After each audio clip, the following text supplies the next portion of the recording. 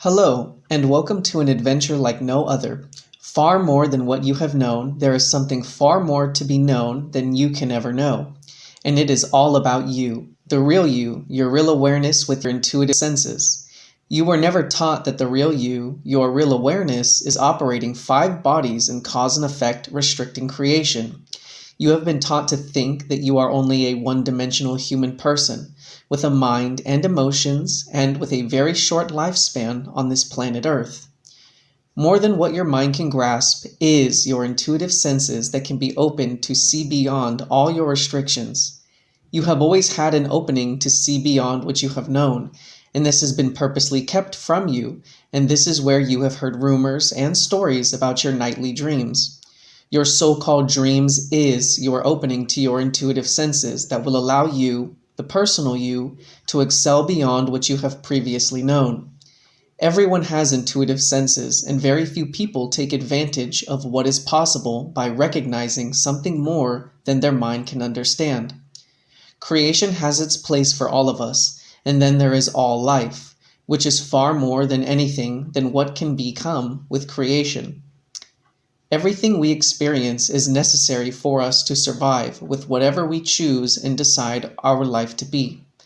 New Kevin Smith is the great witness to something more than what can be taught and learned in any school. It can be so that when anyone first listens to Kevin's intuitive side experiences, also known as real side experiences, from what their personal mind has known, Kevin's manner of expression will at first be rather different to comprehend. This is where this introduction and reading the new books and Facebook groups will help. Have fun deciding. DUANE the Great Writer and Seer. In this real side experience, I would find myself within a large enclosed structure, absent of any feature and in the company of a group.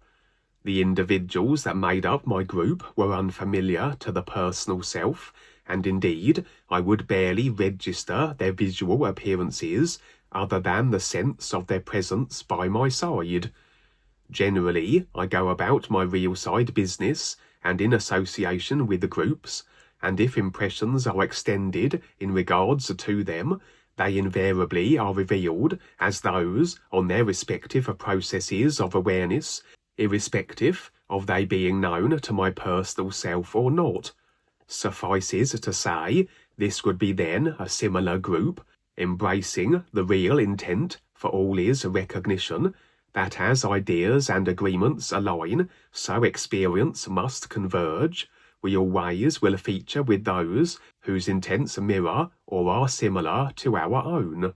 For as ideas effect a simulation in reflected accord, if individuals are featuring in my experience, the ideas that manifest as the experiential effects we share must be the same. An intent set with the true reality and all assimilation to that end, the recognition of the ears must align itself, that this real purpose is facilitated, simulation that will converge with others doing likewise, and we move out of experiential conjunction with those electing to remain one-dimensionally focused and creationally limited.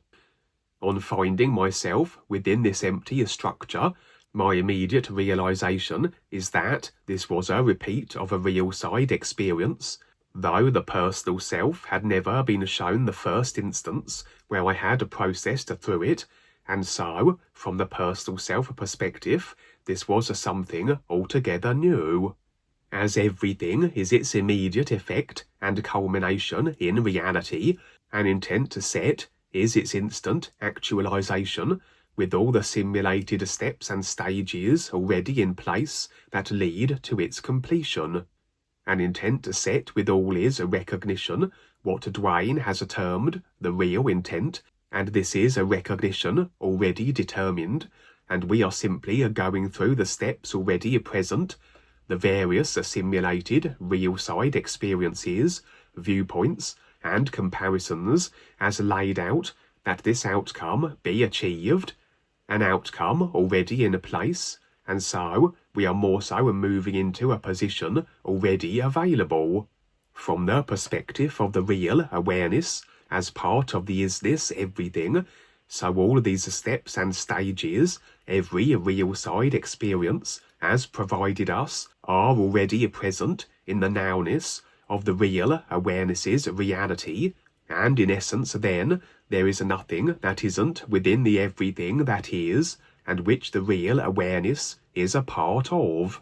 And on occasion, even as the personal self has yet to experience something of the already established roadmap to the all-is, we do have moments where we not only realise we have experienced a situation on the real side before, even though the personal self has not, but we can actually predict then, within the experience, everything that is to transpire, as though we had afforded ourselves our own spoilers, as the expression goes.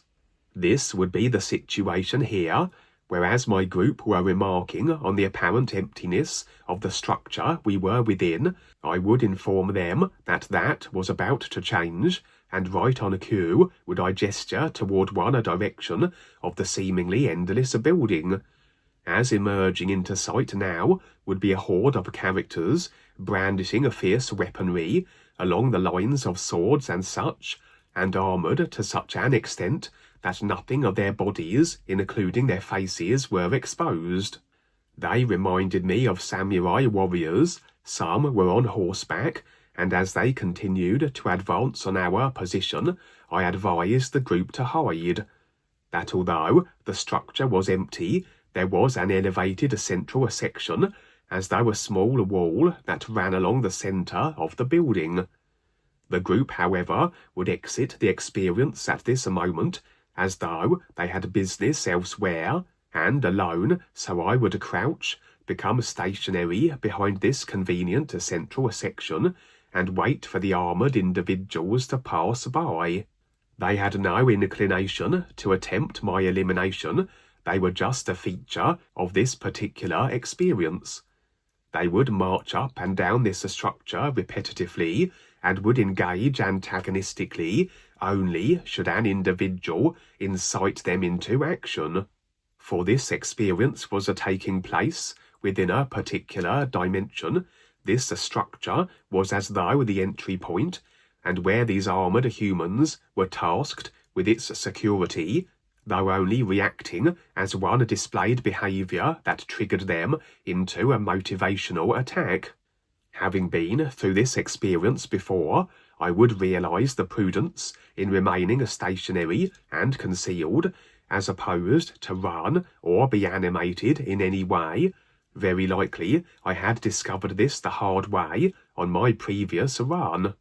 The central partition didn't afford adequate concealment, and indeed, as the armoured individuals marched past my position, a number of them would notice me, turning their armoured heads in my direction, but again, as my actions didn't trigger their attack response, so they continued on regardless.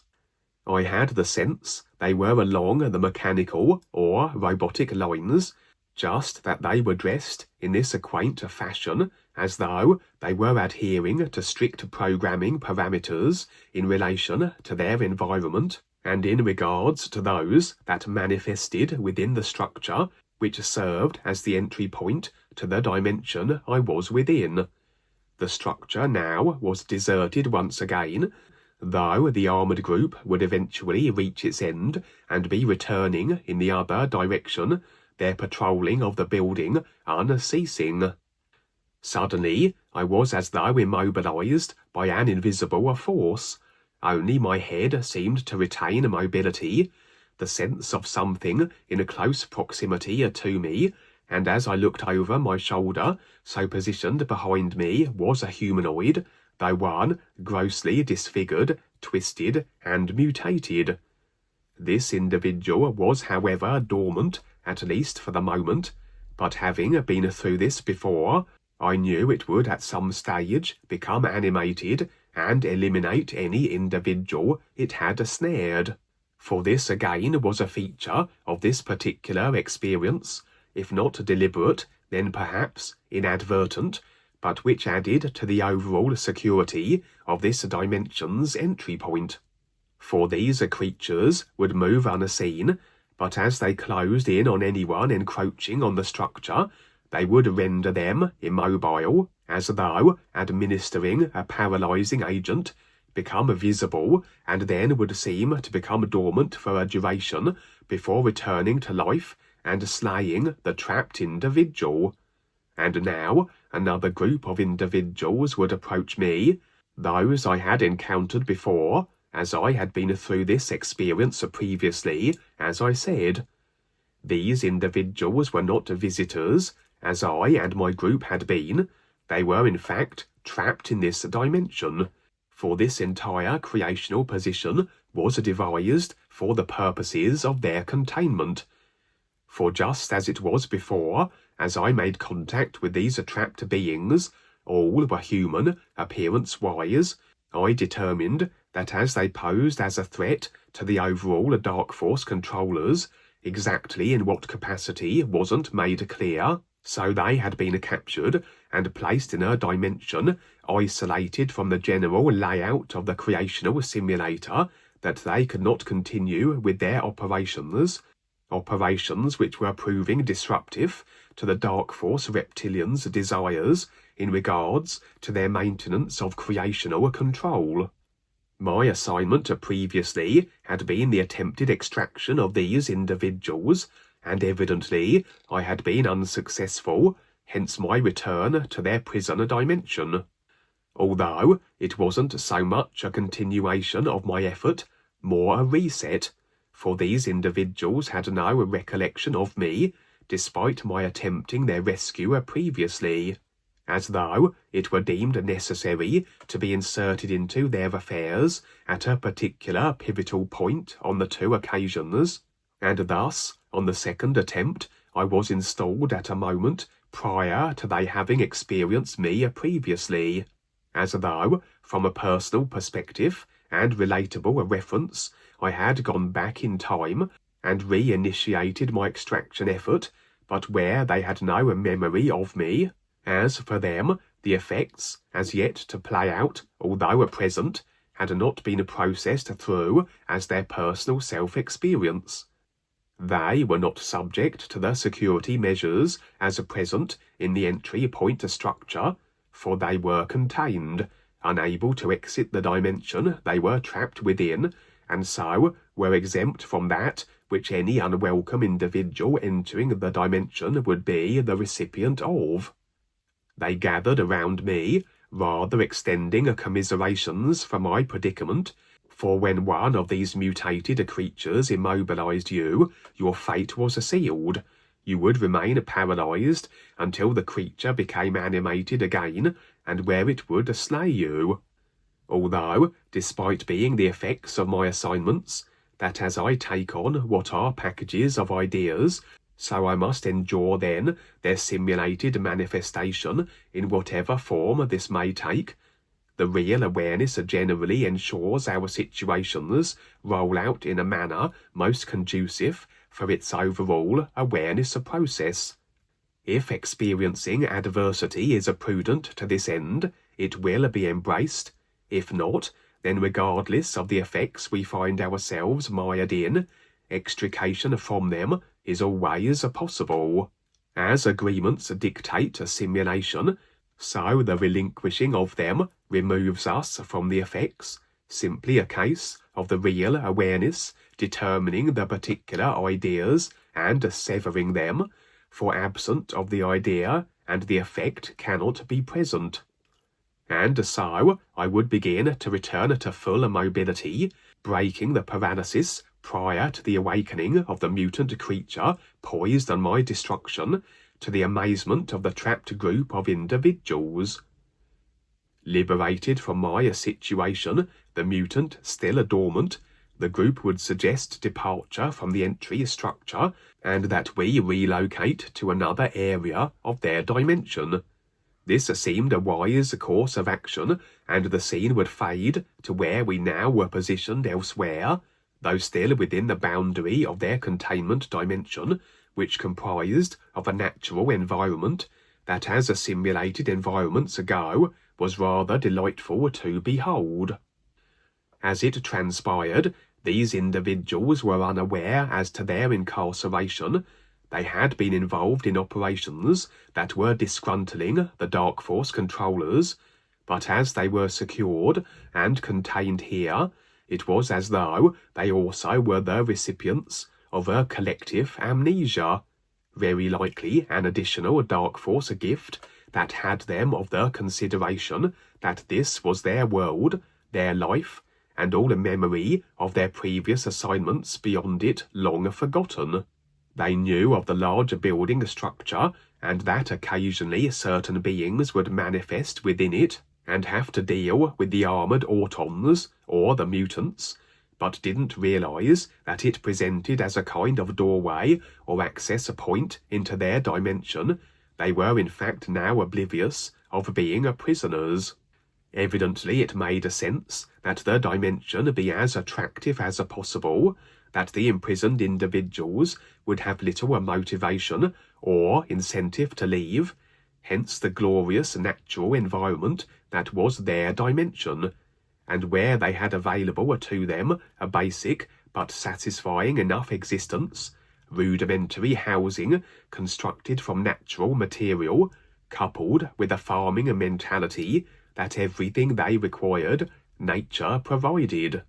But it was all a sham, an obfuscation, a little like, say, the designated splendour that are the heavens of man, that despite being in dimensions that are a visual feast for the senses, they still represent control, existing as they do under the shadow of the Dark Force controllers.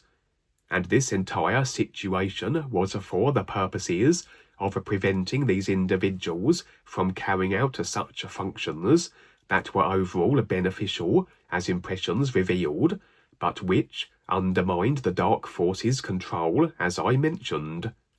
Just as it was before, I would attempt to convey the reality of their predicament to them, for as the deciders of all we experience, in actuality, we have but to recognise the idea agreements that effect as our restrictions and release them, and the first step is a realisation that the restrictions are present.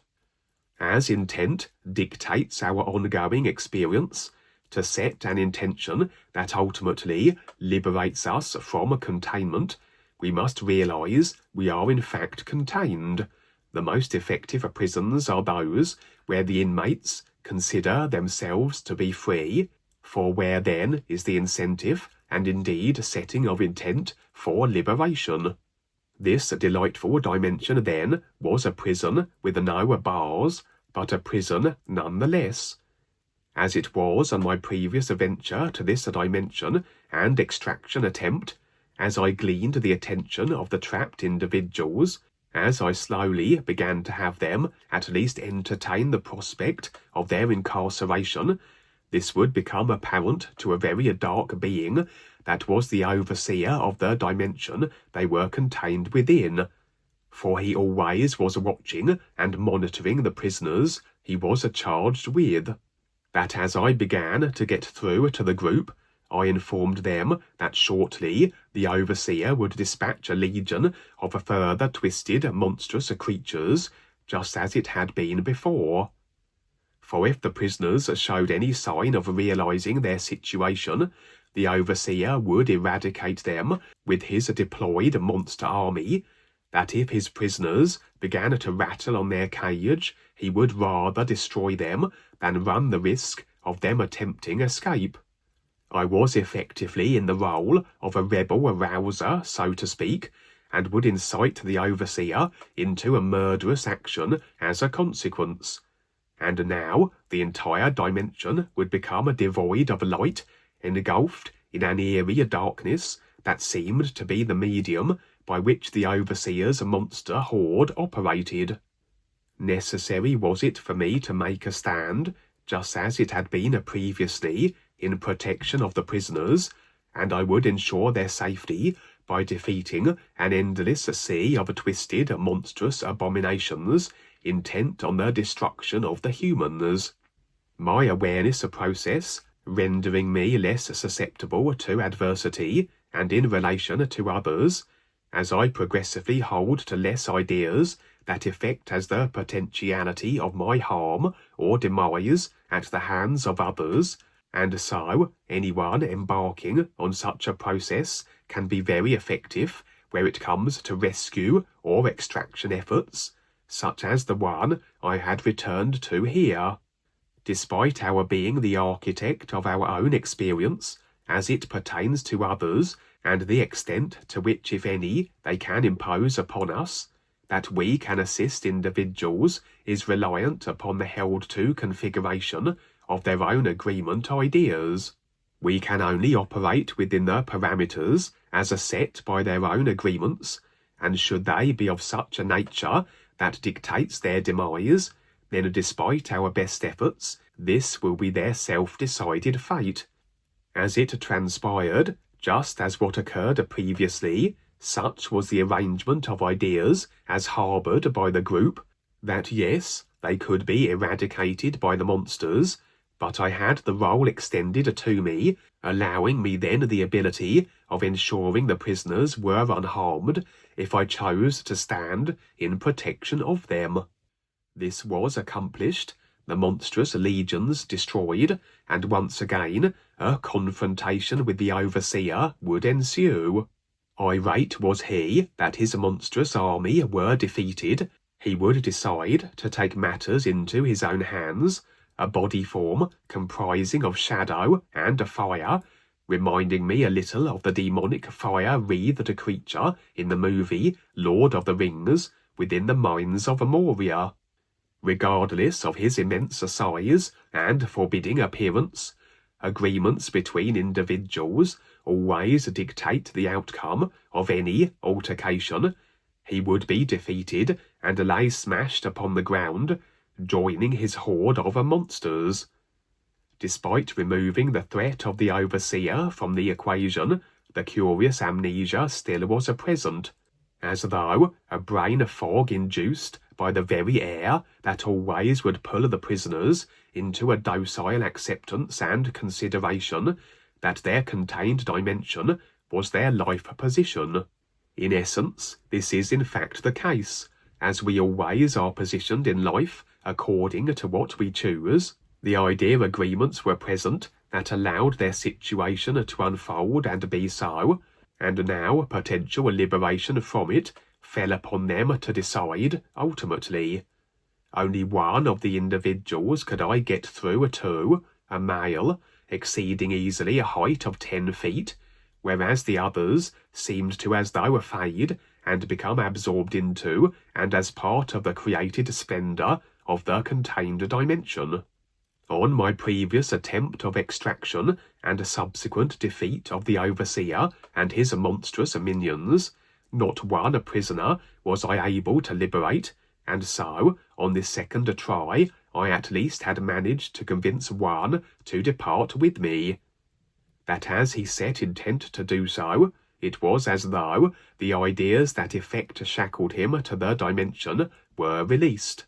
A train track would come into a manifestation, presenting two potential directions, representing the two options, that of remaining in the dark force created dimension of containment, or the liberation from it and a return to wherever he hailed from, where a continuation of his essential and beneficial other dimensional projects and operations could be so.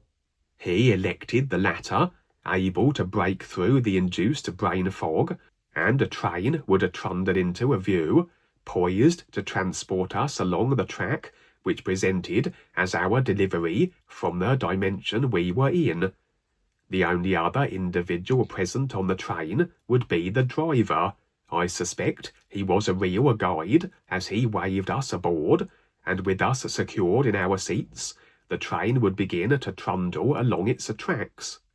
The experience would end there, and it wouldn't be at all surprising if I were to once again be inserted into the same point of the experience again, in an effort to extract ideally the entire group.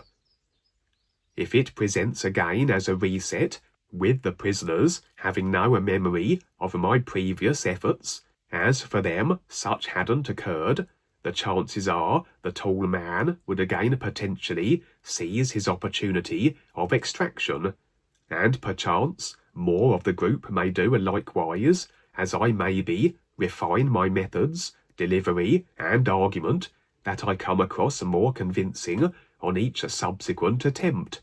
But if I am shown any future efforts in this regard isn't a certainty, as the personal self is only shown so much, and only what is necessary for the real awareness as it pertains to its all is recognizing imperative.